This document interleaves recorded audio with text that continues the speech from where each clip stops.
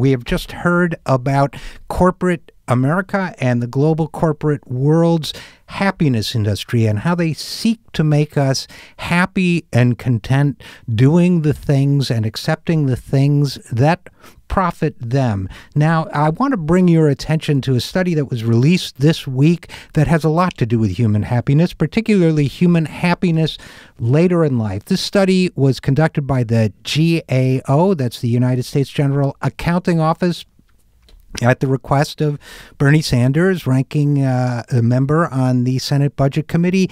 And this is what they were asked to look at was the financial security of households that are approaching retirement age. Remember, we have the Republicans determined to cut Social Security and to cut Medicare and to privatize Medicare and make it part of a for-profit system, giving people vouchers to go to private insurance companies with, which will be a disaster and which will quickly pay for less and less of their needed medical care. So we've got this assault on Social Security, and let's be honest, the Democrats have joined in at various times. President Obama has proposed Social Security cuts in at least one budget in the year, I believe it was 2013. So for a while, there was this kind of, you could call it a bipartisan consensus to take money away from retired Americans. Now, the Democrats seem to have changed on that. Most Democrats in the Senate voted recently to support expanding Social Security benefits, for example, and no Democrats are talking right now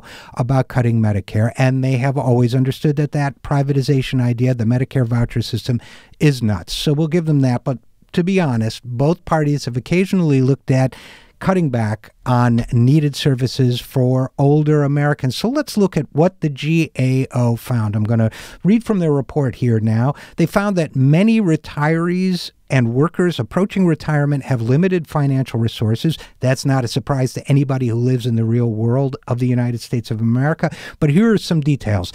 About half of households aged 55 and older have no retirement savings. That's none. Half of all households have no retirement savings, such as a 401k plan or an IRA. According to the GAO, and what they did was they looked at 2013 survey data.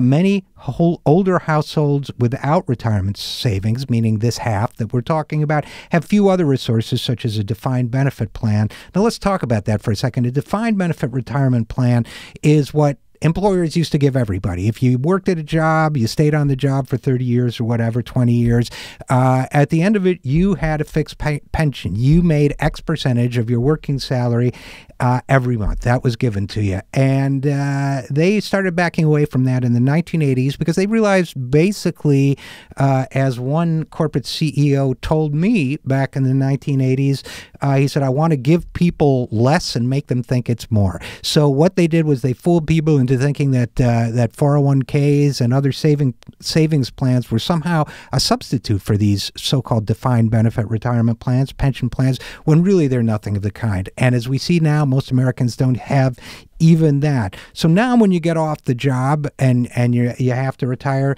you've got, in many cases, nothing. So they found that many older households have this problem, and they find that 29% of households age 55 or older don't have either a retirement savings plan or a defined benefit plan, excuse me for stumbling over the word there.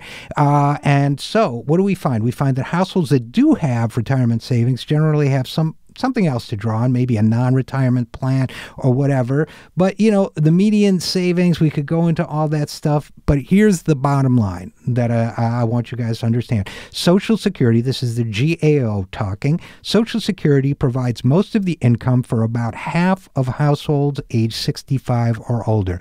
Most of the income. So cutting it would be devastating for these households. And doing anything to Medicare that makes people have to pay more out of pocket is just the same as cutting Social Security. There's no difference. You're taking money out of older people's pockets and leaving them less to spend with. If corporations and those who rule the economy are so concerned about keeping Americans happy and letting them lead contented lives, hands off Social Security and Medicare. That's our show for this week. Thank you for listening. I'm Richard RJ Eskow, and this is The Zero Hour.